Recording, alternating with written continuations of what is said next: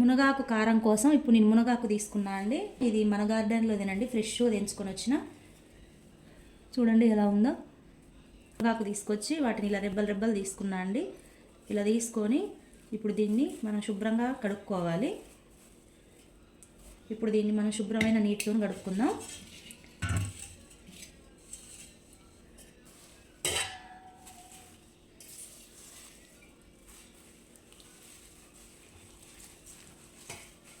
శుభ్రమైన వాటర్తోని ఇలా అనుకుంటూ కడుక్కోవాలి.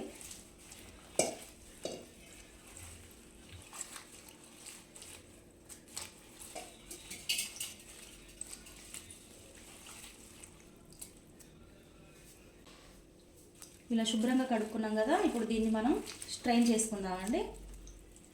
వాటర్ అన్నీ కారిపోయేలాగా.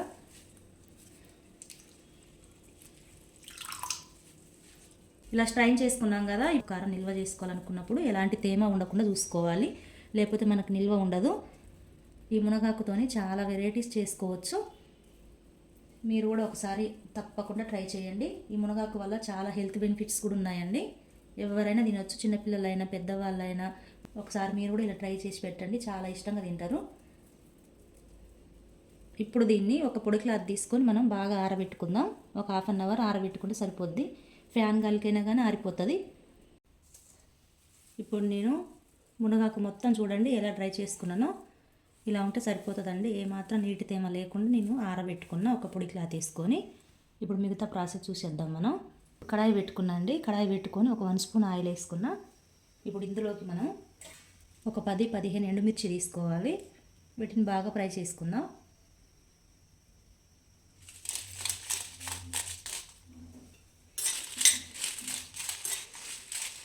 ఆయిల్ వేసుకున్నప్పుడల్లా కొంచెమే వేసుకోండి, ఆయిల్ ఎక్కువ వేసుకోవద్దు.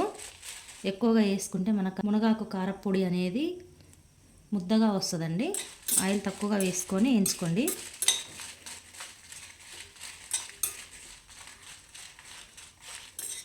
ఎండుమిర్చి బాగా వేగిపోయాయి కదండి. ఇలా ఉంటే సరిపోతుంది. ఇప్పుడు మనం వీటిని ఒక ప్లేట్లో వేసుకుందాం.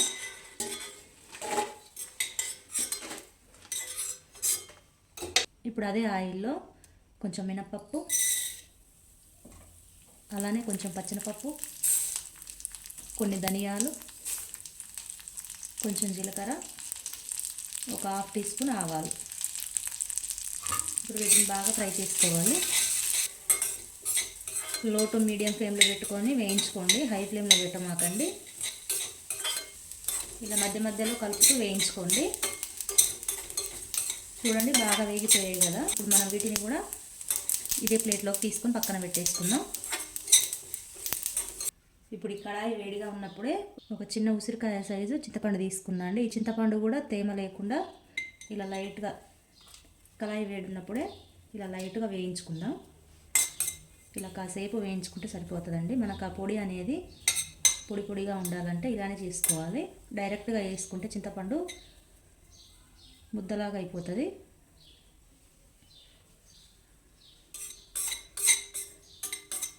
ఇప్పుడు ఆ చింతపండును కూడా ఈ ప్లేట్లోకి తీసుకుందాం.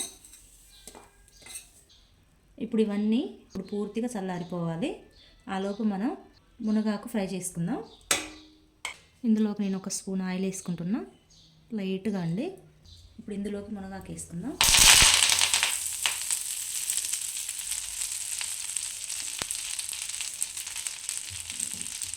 ఇప్పుడు ఈ మునగాకును కూడా ఇలా కలుపుతూ ఉండాలి.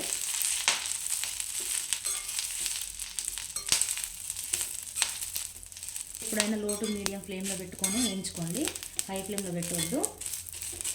ఎలా అంటే ఇప్పుడు ఈ తేమ అంతా పోయి, మునగాకులో ఉన్న తేమ అంతా పోయి ఇలా ఇప్పుడు మనకు పచ్చిగా కనిపిస్తుంది కదా అండి. ఇలా పచ్చిగా కూడా ఉండకూడదు.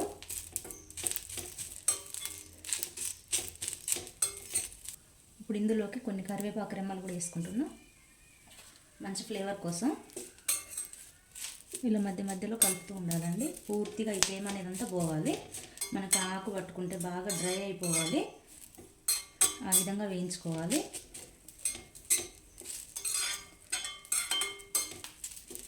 ఈ మునగాకు వల్ల చాలా హెల్త్ బెనిఫిట్స్ ఉన్నాయండి. మునగాకు మొత్తం బాగా ఫ్రై అయిపోయింది కదండి. ఇలా ఉంటే సరిపోతుంది. ఇప్పుడు నేను మీకు కొంచెం చూపిస్తా చూడండి. ఎలాంటి తేమ లేకుండా మనం ఇలా పట్టుకుంటే ఇలా కావాలండి. అప్పుడు మనకు పొడికి రెడీ అయినట్టు. మన పొడి ఏమైనా చేసుకున్నా కానీ నిలవ ఉండిపోతుంది. దీన్ని పూర్తిగా చల్లారనివ్వాలండి. మనం ఈ మునగాకు పొడిని 2 months అయినా కానీ స్టోర్ చేసుకోవచ్చు అండి. ఏమాత్రం కొంచెం తేమ ఉన్నా కానీ అది స్టోర్ ఉండదు. ఇప్పుడు దీన్ని పూర్తిగా చల్లారనిద్దాం. ఆలోపు వీటిని మనం మిక్సీ పట్టుకుందామండి. మరి మెత్తగా మిక్సీ పట్టుకోవద్దు, కొంచెం బరకగానే మిక్సీ పట్టుకోవాలి. ఇప్పుడు మనం ముందుగా వేయించుకునే ఉన్నాయి కదండి, ఇవన్నీ ఇందులో వేసుకుందాం. ఇప్పుడు నేను ఇందులోకి రాక్ సాల్ట్ వేసుకుంటున్నా.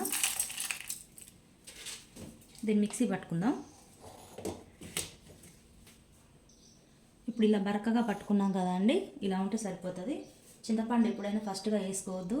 ఫస్ట్గా వేసుకుంటే ఈ కారపొడి అనేది ముద్దగా అయిపోతుంది. ఇప్పుడు వేసుకుందాం చింతపండు. అలానే ఒక 10-12 వెల్లుల్లి రెబ్బలు వేసుకుంటున్నా అండి, పొట్టు తీయకుండానే వేసుకుంటున్నా. ఇప్పుడు వీటిని కూడా మిక్సీ పట్టుకుందాం. ఇప్పుడు ఇలా మిక్సీ పట్టుకున్నాం కదండి, ఇలా బరకగానే ఉండాలి, ఆపుతూ పట్టుకోవాలి మిక్సీ.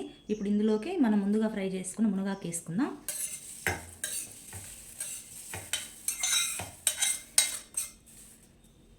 ఇప్పుడు దీన్ని కూడా మిక్సీ పట్టుకుందాం. ఎక్కువగా మిక్సీ తిప్పొద్దండి, ఆపుతూ పట్టుకోవాలి. మునగాకు కారం రెడీ అయిపోయిందండి. చూడండి, ఇలా పొడిలాడుతూ పట్టుకోవాలి. మరీ ఎక్కువ మెత్తగా గ్రైండ్ చేసుకోవద్దు. ఇడ్లీలోకైనా వేడి రైస్లోకైనా చాలా టేస్ట్ ఉంటుందండి. మీరు కూడా మీ ఇంట్లో ఒకసారి ట్రై చేయండి. ఎలా వచ్చిందో మాకు తప్పకుండా కామెంట్ చేయండి. మన ఛానల్ సబ్స్క్రైబ్ చేసుకోండి. బెల్ ఐకాన్ క్లిక్ చేయండి. నేను పెట్టిన ప్రతి ఒక్క వీడియో మీకు వెంటనే నోటిఫికేషన్ వస్తుంది. తప్పకుండా మన ఛానల్ సబ్స్క్రైబ్ చేసుకొని ఒక లైక్ చేయండి. ఎలా వచ్చిందో మునగాకు కారం మాకు తప్పకుండా కామెంట్ చేయండి.